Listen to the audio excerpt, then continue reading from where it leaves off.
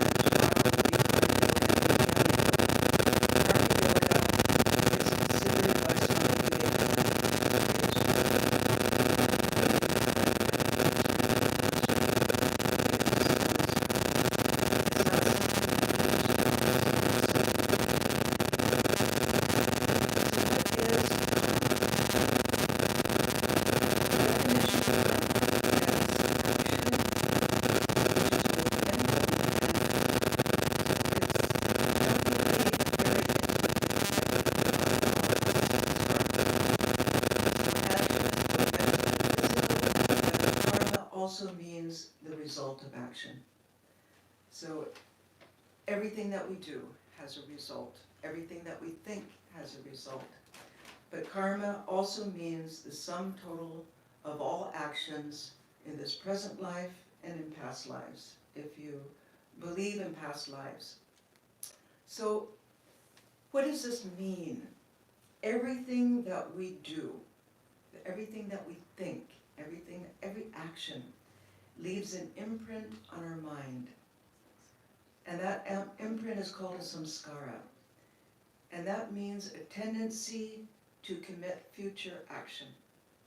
So by coming today, you have performed a karma that sets in motion future karmas for coming again and again to the center for spiritual instruction, for meditation, for satsang.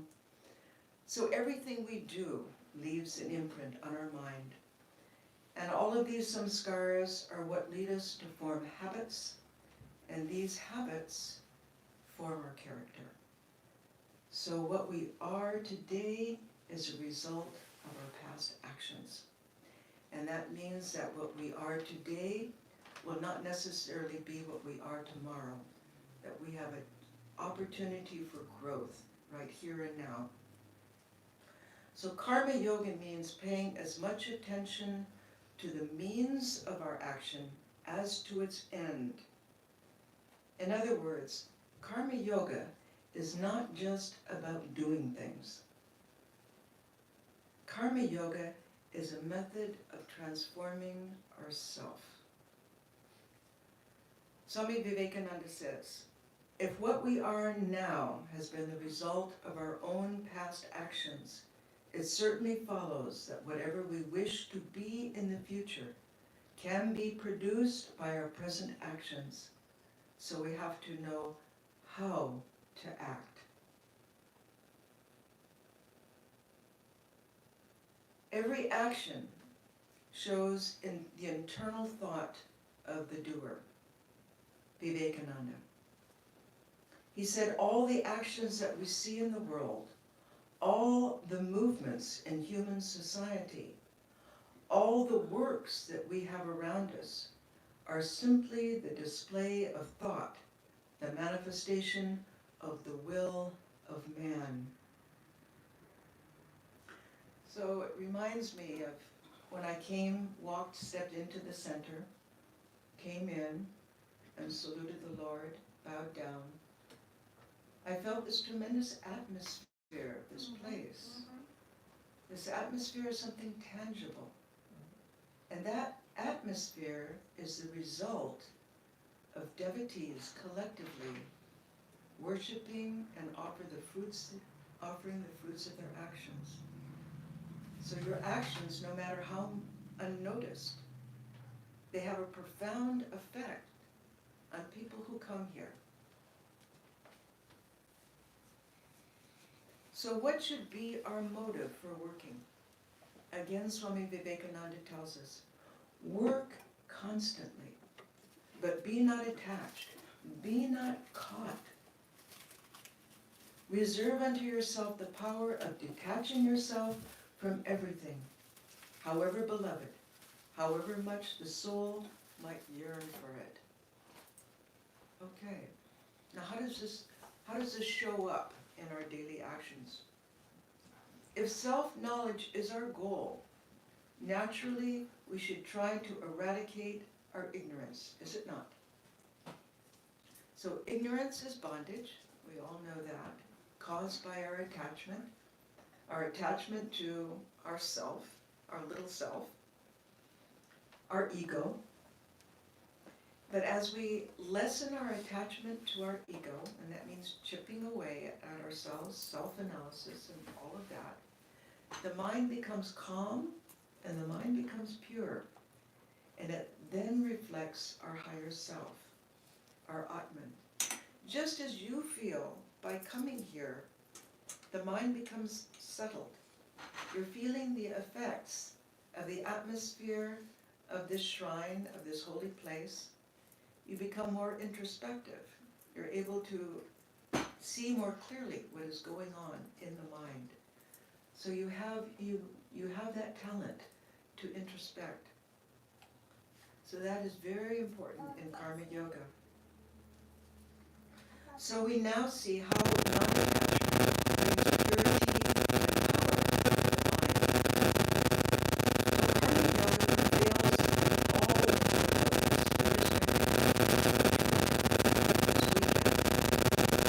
but it can also be a strength of mind. It's the mechanics of self. Work is not attachment.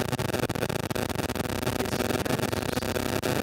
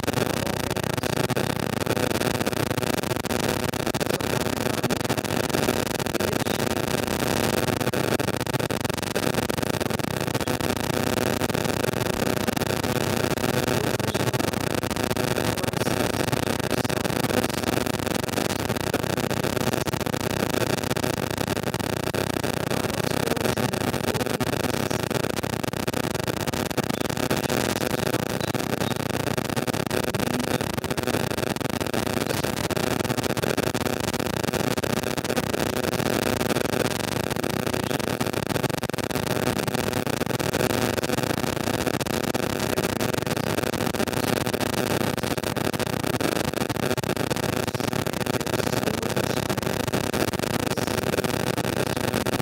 That purifies the mind, so knowledge can dawn. We can practice karma yoga in such a way that we inspire ourselves and we inspire others. So we must try to understand that every existing duty, when fulfilled, makes us fit for higher duties. Everything should not go unnoticed. Furthermore, when we respect our work, no matter how menial, we begin to understand the value of work, what it can achieve, and the relationship between our work and our spiritual understanding and unfoldment. Second, we must learn to like our work, even those duties we're ambivalent towards or that we even dislike, carrying out the garbage, cleaning the bathroom, those kinds of things. So when this happens, we jump over a mental hurdle and we begin to work with greater concentration and enthusiasm. We begin to learn to love life. With increased concentration, the practice of karma yoga begins to work its magic. Our field of action provides a mental arena to cleanse the mirror of the mind that reflects our unconscious desires. In other words, we begin to learn a lot about ourselves, our shortcomings, and our positive qualities as well. Our shortcomings, which unbeknownst to us are actually fueling our actions. So we gain a tremendous insight by practicing this karma yoga. We grow in insight and our mind becomes our teacher. Another aspect of the how of karma yoga is how karma yoga works to self-correct our inner attitude and refine our sense of self. Okay, that sounds very big and altruistic, but it's really bare bones. Vivekananda tells us, if you really want to judge of the character of a man, look not at the great performances. Every fool may become a hero at one time or another. Watch a man do his most common actions. Those are indeed the things which will tell you the real character of a man. And I have to say that I have been so inspired by just simply watching holy men and women wash the dishes.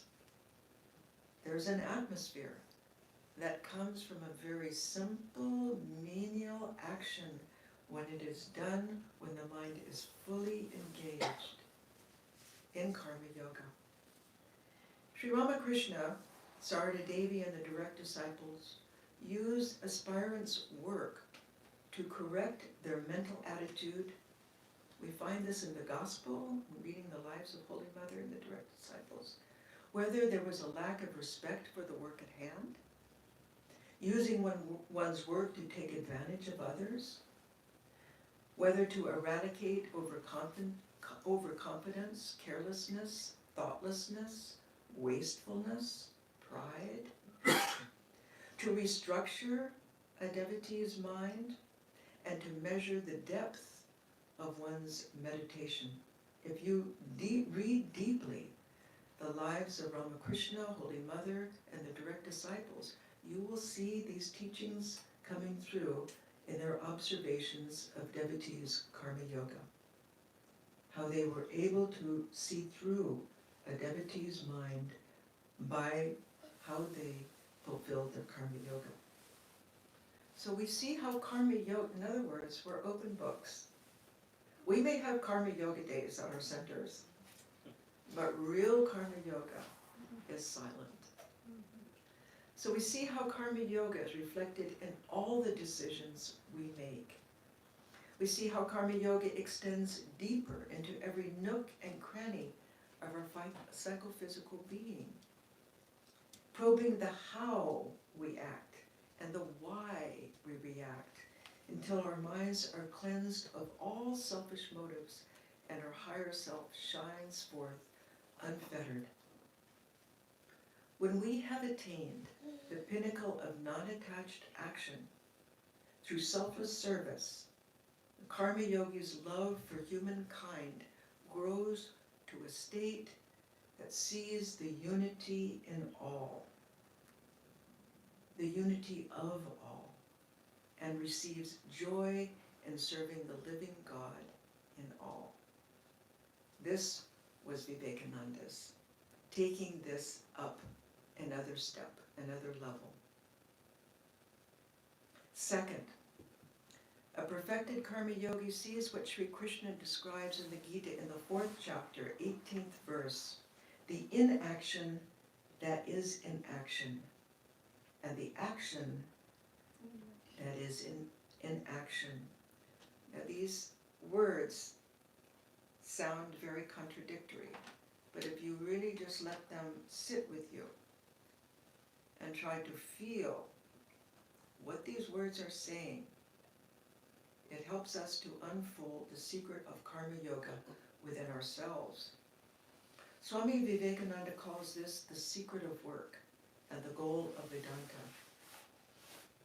To find the greatest silence and solitude in the most intense activity, and to navigate through the most intense activity with a calm and serene mind. That is the test. And we meet with these tests every day. We all feel anxiety. We all feel sloth. But to remember to see the inactivity that is in action and the action that is in inaction. In other words, to know who is the real worker. Who is it that is working through us? Vivekananda tells us, when we come to that non-attachment, then we can understand the marvelous mystery of the universe. How it is intense activity and vibration, and at the same time, intensest peace and calm. How it is work every moment, and rest every moment. That is the mystery of the universe. The impersonal and personal in one, the infinite and the finite in one. So these two attainments, the experience of serving the living God, and second, seeing inaction in action and action in inaction, are also attainable by the Bhakta, by the Jnani, and the Raja Yogi in pursuing the path of Karma Yoga according to each of these three separate paths. This time we're going to concentrate on Bhakti Yoga today, tomorrow on Jnana Yoga. So what is Karma Yoga in Bhakti Yoga? How does the Bhakta strive to attain non-attached actions? Now we're all Bhaktas, right? Yeah. We may be closet Jnanis, but we're all Bhaktas, basically. Consciously, we try to develop the attitude first that God alone is the doer. I am the instrument, okay? And right there, we reorient ourselves by just remembering that I'm only an instrument. And second, we learn to surrender the fruit of our action to God. We try to remember it at the beginning of our endeavor and then at the end. So what then are the methods? To develop the attitude that God alone is the doer and I am the instrument, we must try to feel that. We can say it, but we must really try to stop and feel that, because it is a spiritual state of consciousness.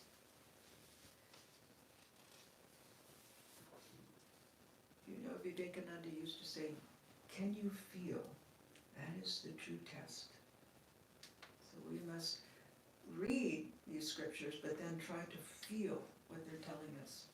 In Yoga Vedanta, spiritual practice is first and foremost based on revelation. As Ramakrishna explained in this case, he who has seen God knows truly that God alone is the doer, that it is he who does everything. And if you're ever in the presence of a knower of God, a knower of Brahman, you are uplifted by seeing the most menial actions that they're performing. It is a worship.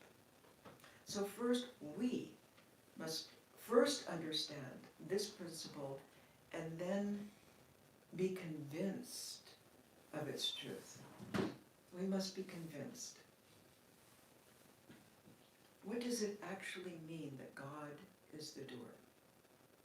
Ramakrishna clarifies this for us. He said, I and mine, that is ignorance.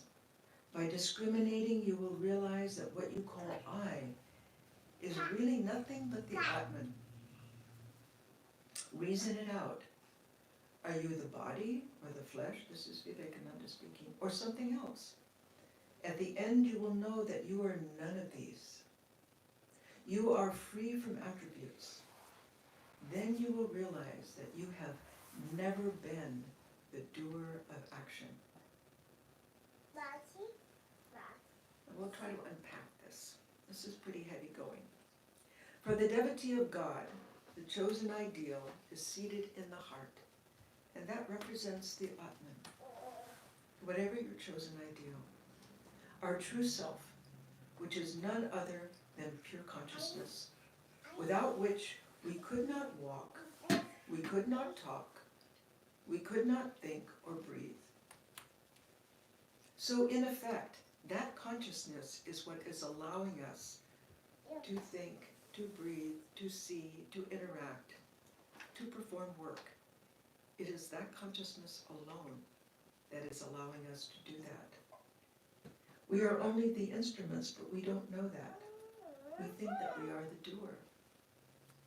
So then the question comes, what if I do something bad? Is God then to blame? Sri Ramakrishna says, yes. Duryodhana, the Pandava brother's evil-minded cousin who waged an unrighteous war against them, also said that.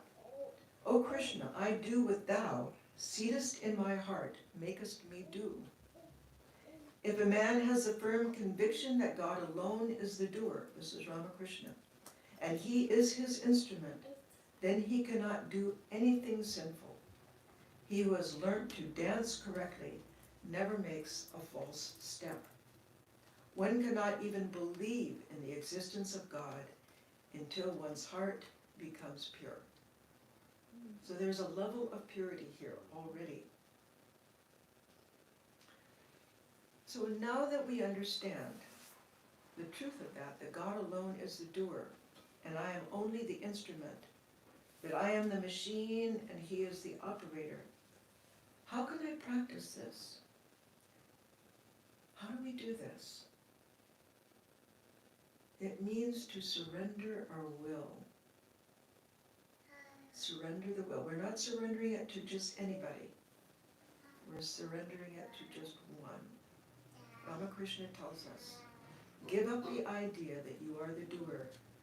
Then your action will develop love and devotion within you. It happens automatically. The presence one feels here, so many devotees performing worship, performing arati, offering the fruits of their action, all of that is congealed in the atmosphere that I felt when I walked in here. So your offerings congeal. They make a statement. They make an offering that changes the world. There's another way. Girish Ghosh, the famous Bengali dramatist, he was also an actor, who boasted there was no sin that he had not committed. And my teacher met Girish Ghosh before he came to the West. He was skeptical of religion. We can all identify with that. And of Ramakrishna, when he first came into contact with the master. And when he drank, he would abuse him. But gradually, his faith in Sri Ramakrishna and God deepened so greatly that one day he asked, what spiritual practices should I do?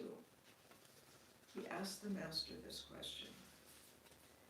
Sri Ramakrishna first said, keep to both this, meaning God, and that, the world. Just try to think of him every morning and every evening. Now Girish thought to himself, how can I think of him when I can't even remember to eat or sleep? My schedule is so busy. He was a genius, Girish Ghosh. He was a renegade, but he was also a genius. Girish knew that any obligation, rule, or vow would suffocate him until he broke it. That was his nature. So we can relate to that. We have moments like that. Sri Ramakrishna read Girish's mind and said, very well, if you cannot do that, then remember him once before taking food and once before going to bed. And Girish thought, how can I obey that when my habits are so irregular? Sri Ramakrishna looked at him and smiled. You will say, I cannot even do that. Very well. Then give me your power of attorney. Immediately, the master went into ecstasy. And Girish, he was absolutely delighted not to have to give up anything. Knowing Sri Ramakrishna had taken full responsibility for him and would somehow save him with his infinite power. But little did he know, the power of attorney put a noose around his neck. A noose of love, 100 times stronger than any bondage of rules, which he had considered unbearable. Let's see how that played out. Henceforth, there was nothing that came into Girish's life, good or bad, joy or suffering, that he could do anything about, but silently bear it. Furthermore, one day, when Girish said in the master's presence, I shall do this, Sri Ramakrishna immediately corrected him. Suppose you fail to do it. Rather you must say, I shall do this if God wills. this way, this noose of love, of Sri Ramakrishna's love, forced Girish to surrender his will to God. And by steadfastly holding to this practice, Girish then began to feel Sri Ramakrishna was living within as his inner guide, a kind of constant meditation, and he became a living saint. And when my teacher met Girish in his home in Kolkata, it's there, it's a monument in Calcutta, he walked in, and Girish was dictating to 3 different stenographers, 3 different plays, poems, or whatever. And he would pace, he would stop, he would ring a bell, and then continue to pace and dictate. And Swami used to tell us there was such an atmosphere of holiness. He was a saint. By that time, he was a saint. And suddenly there was a knock on the door, and the editor from the Udbodhan came and said, Girish, you promised us a poem on Sri Ramakrishna. The time for publication is here. We need it now. And Girish stopped his dictation and immediately dictated a 1.5-page poem of Sri Ramakrishna that was published. So this Girish, this renegade, became a living saint.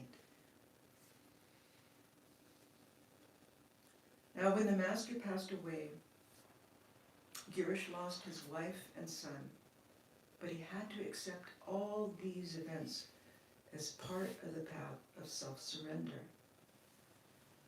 He said, now I understand a little of the mystery and giving up the power of attorney.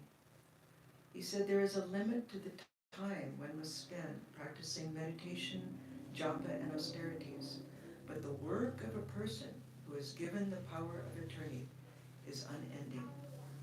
So those of us who find that meditation is not so palatable, we can try to give the power of attorney and see how that transforms our lives.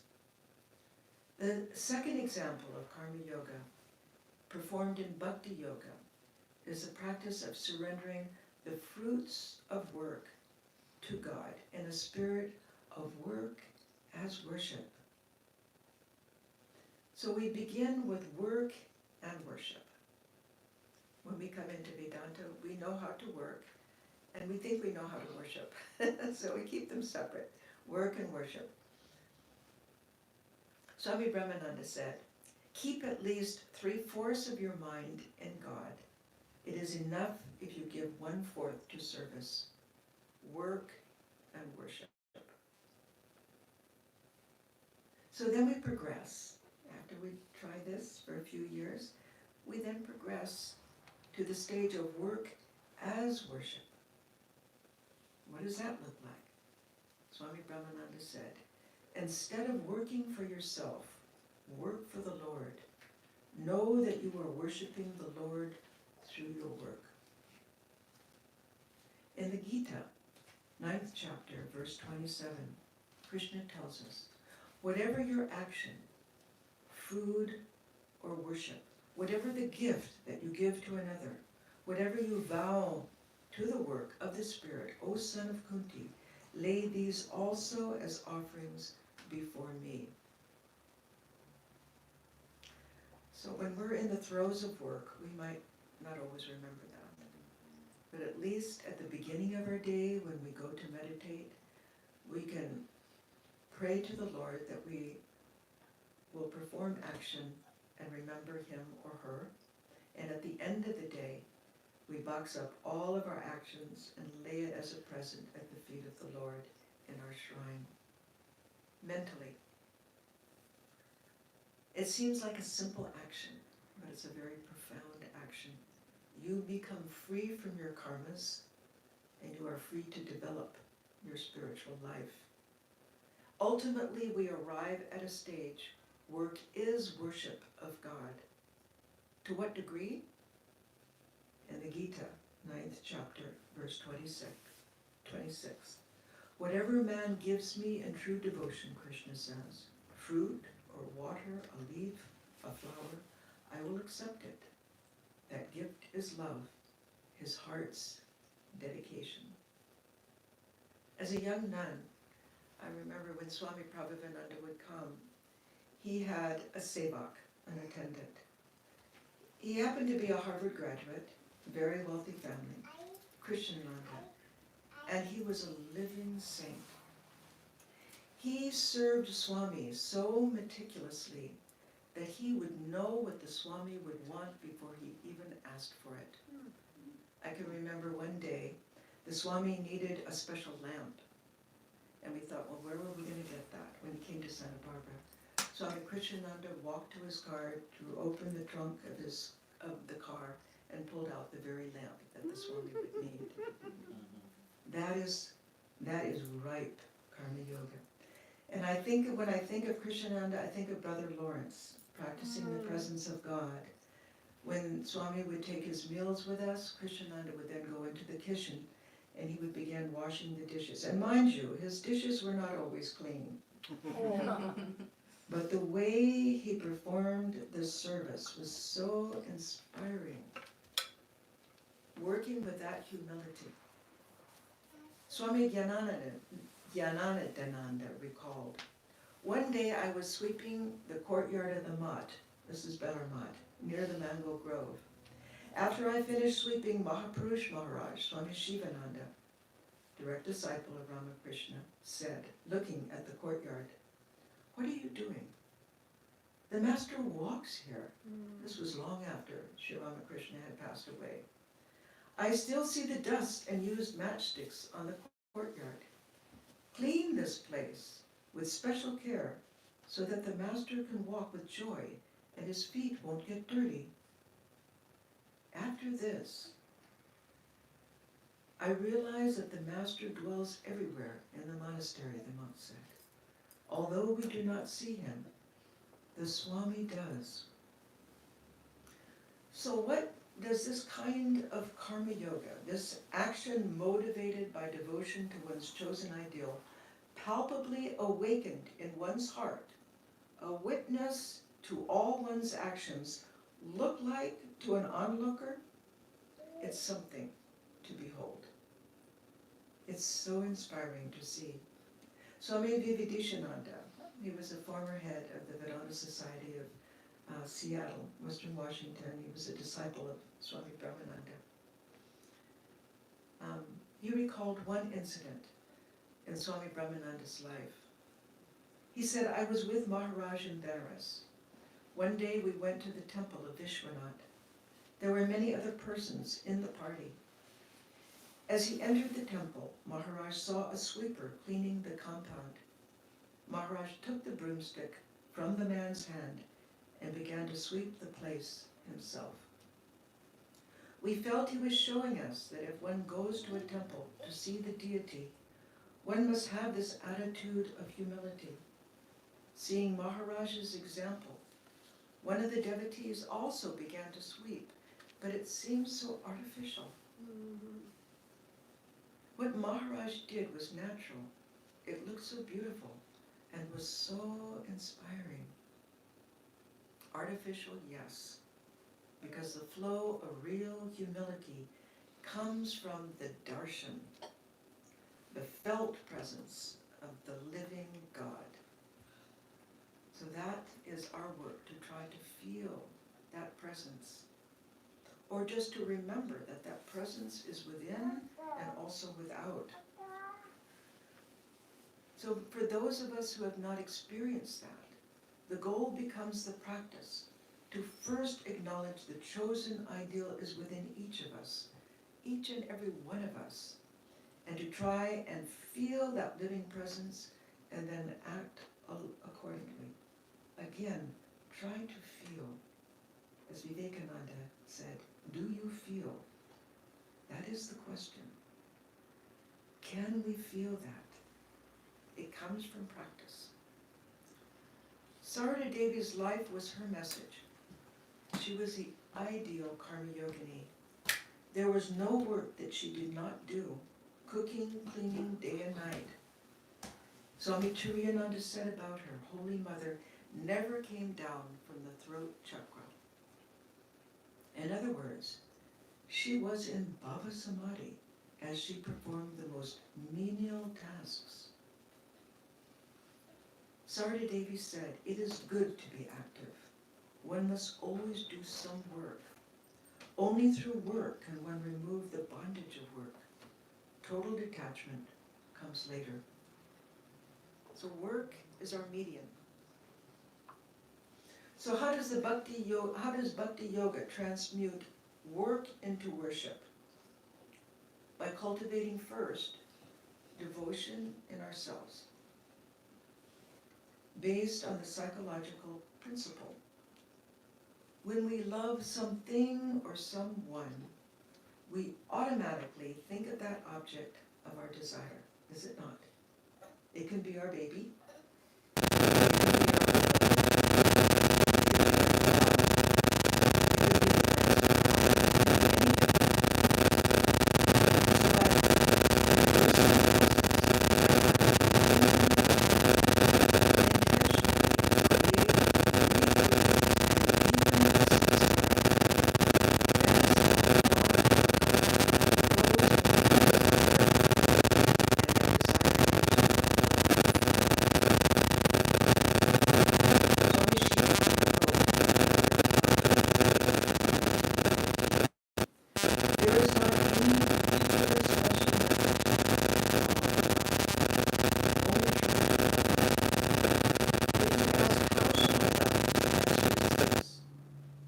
When you cannot stay without calling on him, without thinking of him, then only know that he is loving you.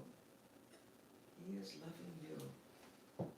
So in other words, he is loving all of you.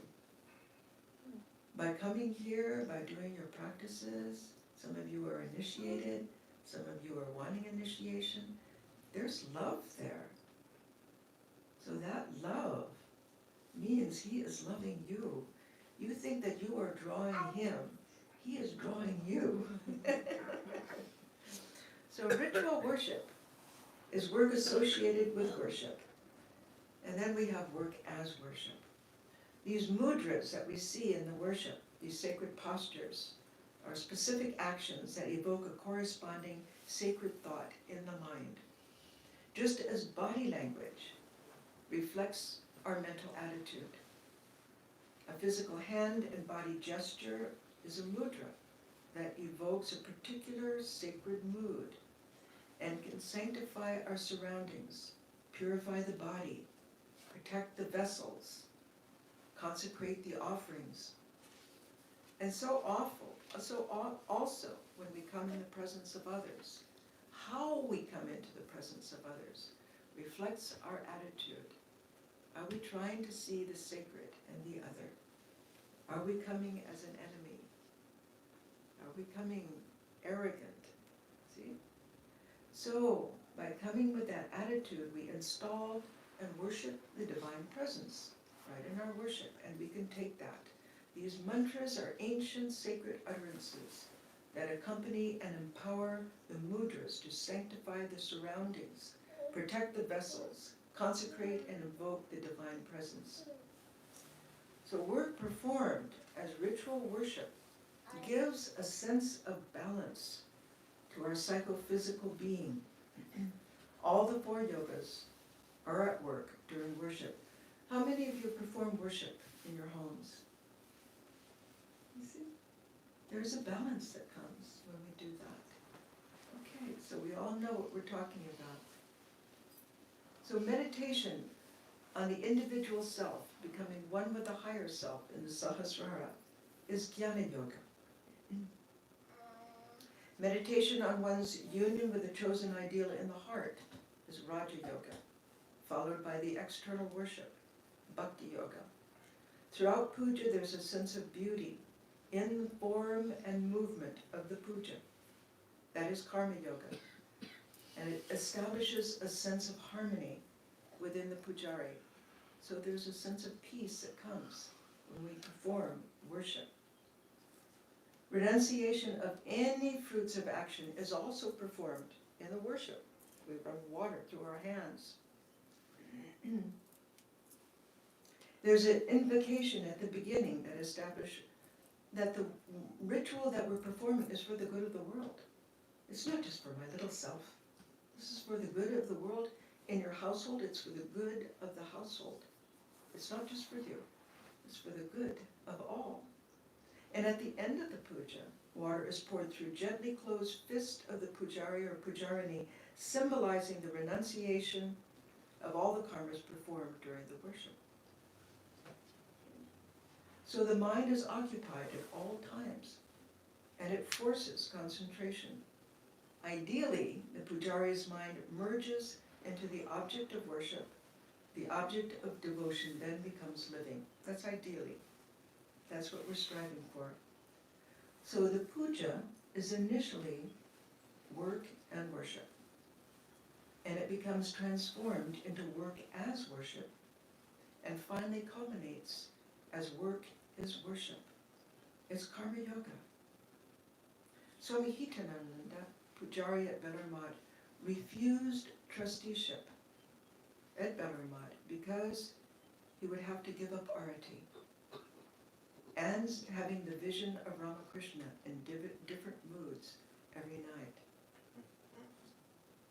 He was the Pujari at Bellarmad, and he had those realizations, those experiences through puja. What was Sri Ramakrishna's puja like during the time of the direct disciples? Swami Shivananda tells us. Our worship in the shrine was more an act of love and devotion, having none of the external grandeur of ritualistic observances, as is prevalent now. While doing the worship, we would think of the Master as visibly present, just as we had seen him at Dakshineshwar, in his room, seated on his cot. We would worship him, following the simplest procedure. Although we observe some of the orthodox rules and forms, we never stress them. Sri Ramakrishna is the Lord of our hearts, and what he wants from us is genuine devotion and self-dedication. So that is worship. Your worship is not, we're not thinking about how intricate and elaborate it is. We're thinking about direct contact with the object of our devotion, whether it's Sri Ramakrishna, Holy Mother, Vivekananda, any of the objects of our devotion. Japam, repetition of the name of the Lord when during this sadhana. Does this work effort to repeat the name then become worship? Is japam worship? Swami Shivananda tells us in a letter he wrote, 30th of October 1914, there is not any particular special method to call on God. Only try to love him. That is work as worship. If you ask, how shall I love him? The answer is this. When you cannot stay without calling on him, without thinking of him, then only you know he is loving you. Work then becomes worship. If he does not love, none can love him. So we can stop and ask ourselves, do I love God? Well, just ask yourself, how would I feel if I did not have the Lord, if I did not have this center, if I didn't have this center of my life, where would I be without it? And then you would be a wretch. Then you know that you have love for God. We understand that loving God culminates in feeling God's love for us. Swami Prabhavananda, my teacher, said, as we draw nearer to God, he takes possession of us. Just as when approaching fire we feel its heat, so by thinking of God, we begin to feel the heat of his unbounded love for us, and impurities of the mind are burnt to ashes. Only when we become overwhelmed with that divine love do we know the true nature of love. Our whole heart is attracted in a devotion that only grows in intensity. God intoxication. That is the goal. In other words, We can't attain that which transcends the law of karma by the finite acts of karma. So how has the chemistry of devotion to God inspired Seva Yoga, which we do, you know, when we come to the center and perform Seva? Vivekananda's service to the living God, a form of karma yoga that incorporates all the 4 yogas. In an 1897 letter, Vivekananda wrote to Swami Akhandananda, "It is the heart that conquers, not the brain. Books and learning, yoga and meditation and illumination, all are dust compared to love. It is love that gives you the supernatural powers, love that gives you bhakti, love that gives illumination, and love again that leads to emancipation. This indeed is worship of the Lord in the human tabernacle." So devotion brings the power to the name of God when serving others with it as karma yoga. Now, I'd like to quote to you from the Jesus Prayer by a monk of the Eastern Church. "The name of Jesus is an instrument, a method of transfiguration." Just think of your own mantra as the name of Jesus. "Uttered by us, it helps us to transfigure nature. The material universe whispers secretly the name of Jesus, and it belongs to the religious ministry of each Christian to voice this aspiration, to pronounce the name of Jesus over the elements of nature, over the stones and the trees, flowers and fruits, the mountains and ocean, to give his fulfillment to the heart of things, to provide the response to this long, mute, and unconscious expectation." It continues. "We can also transfigure the animal world. We will invoke over each of the animals the name of Jesus, restoring to them their pristine dignity, which so often we have forgotten. But most of all, it is in relation to mankind that the name of Jesus helps us to perform a ministry of transfiguration. The name of Jesus is a concrete and powerful means to transfigure people in their most profound and divine reality. These men and women that we meet on the street, in the factory, in the office, and those above all who are irritating and uncongenial, let us go to them with the name of Jesus in our hearts and on our lips. Let us pronounce silently over them this name, which is their true nature. Let us name them with this name in a spirit of adoration and of service. We can thus transform the world as far as it is within us, and make ours the saying of Jacob to his brother, "I have seen thy face, and it is as though I have seen the face of God." Now this practice is in our tradition, the mantra practice. It is something that we keep within us, but it is something that we can also use in this way. Swami Shraddhananda, disciple of Swami Shivananda, he used to come to our convent every year, and some of us would also go and spend time with him. His book, Seeing God Everywhere, is really a must-read about the practice of the mantra. Once he explained to me that the mantra is connected to divine consciousness. An aspirant can use it as a brushstroke to remove negative thoughts in the mind, which are a lower form of consciousness. An aspirant can purify the body and mind with the sacred tool of divine consciousness. We can direct the mantra to the 5 sense organs and imbue them with purity and calmness. We can direct it to the 5 different types of sense perceptions we experience at any time and purify them. We can direct the mantra to the organs of action while working and feel the inner vibratory transformation of that practice. The aspirant can experience the objects of the world by connecting with a divine name or thought, and thus change the appearance of what one is seeing. Now, many of you have the mantra, and you can use the mantra in that way. It's called bringing the mantra forward. What state of perfection results from the Bhakti's path of Karma Yoga? Thou art the doer, Ramakrishna said. Those who have realized that God alone is real and all else illusory are aware that God alone is the doer and others are his instruments. They are so full of love of God that whatever action they undertake is a good action. They are fully conscious that they are not the doers of their actions, but are mere instruments, servants of God. They always feel, I am the machine and he is the operator.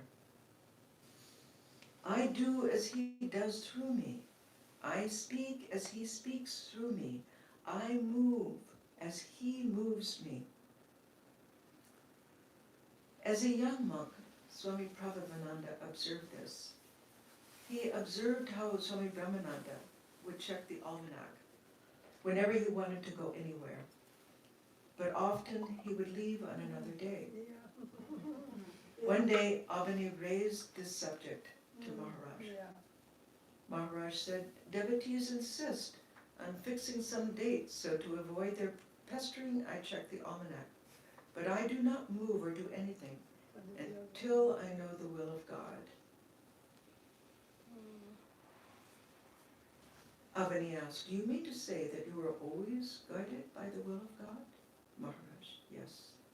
Avani, well, I too may think I'm doing the will of God, when actually I'm only following my own inclinations and attributing them to God's will. Isn't that what you do? Maharaj, no, my child, it is not the same. Avani, then do you mean to say that you actually see God and talk to him directly and know his will?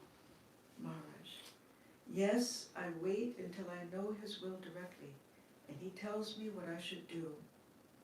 Avani thought to himself, how does he know the will of God? Does he go into samadhi every time before he knows it? One day, Avani remarked about Sri Ramakrishna's disciple, Gopal Ma, that her numerous visions of baby Krishna, eating, playing, sleeping, belong to the transcendental plane, not the physical plane, with open eyes. And Maharaj replied, ah, so you are omniscient, Avani then said. But how can one see God in the external world with physical eyes? Maharaj simply replied in English, show me the line of demarcation where matter ends and spirit begins. In other words, when the eye of the spirit opens, one can see Brahman everywhere. That is what we can experience if we strive. When an aspirant's work is worship, one begins to experience an ongoing, omnipresent worship of the divine.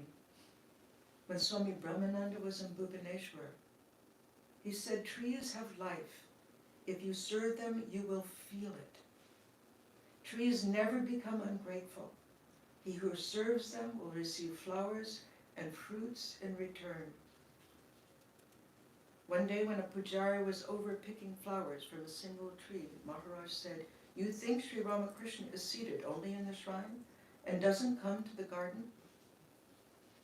We were never allowed to overpick when we performed puja, and we had 2 pujas in Santa Barbara every day, one in our temple and one in our little shrine. He went on to say, often he gazed at flowers in the monastery garden and remarked, look, there you see the worship of God in his universal form going on unceasingly. So in conclusion, so the bhakta performs karma yoga by trying to keep the mantra spinning throughout the day and during all work performed as worship to the chosen ideal. If our work demands excessive attention and concentration, our teachers guide us to offer our collective worship to our chosen ideal before we begin, and again surrender all fruits of our actions after it has come to an end. And while we work, we strive to perform it to the best of our ability as we would any worship. Swami Shivananda said, viewing success and failure alike, I pray that your surrender may be complete. Be like the arrow that darts from the bow. Be like the hammer that falls on the anvil. Be like the sword that pierces its object. The arrow does not murmur if it misses the target. The hammer does not fret if it falls in a wrong place. And the sword does not lament if it is broken in the hands of the wielder. Yet there is joy in being made, used, and broken, and an equal joy in being finally set aside. Thank you. Very good. Now, what is your practice after a talk? Questions, answers? Questions, yeah, for a few. Okay. Do we have any questions on Zoom?